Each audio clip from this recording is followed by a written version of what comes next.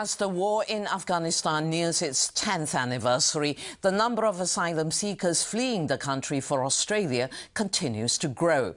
Now, one of Afghanistan's most prominent politicians has personally appealed to the Australian government to handle those in detention more humanely.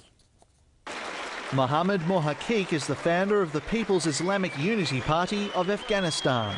Today, hundreds of people gathered in Sydney's west to hear him speak before the next leg of his Australian tour.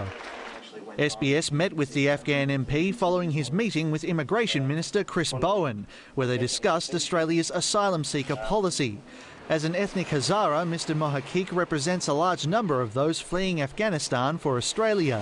He says the Afghan government has little capacity to stop its people from leaving, and he's asking the Australian government to carefully consider the applications of those whose provinces are now overrun by the Taliban.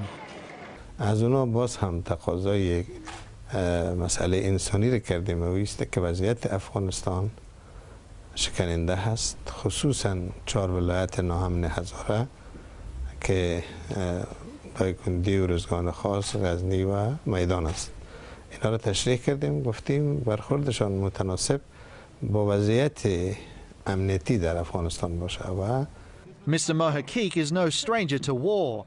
In the 1980s, he led Mujahideen rebels to drive Soviet forces out of the country.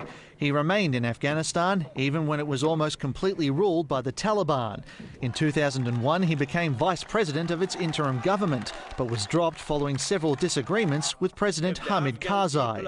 Since then, Mr Mohaqiq says there has been progress in Afghanistan, but local efforts to battle terrorism have been ineffective. حکومت آقای کرزی وجود نداره، ما شدیداً نگران آینده افغانستان است.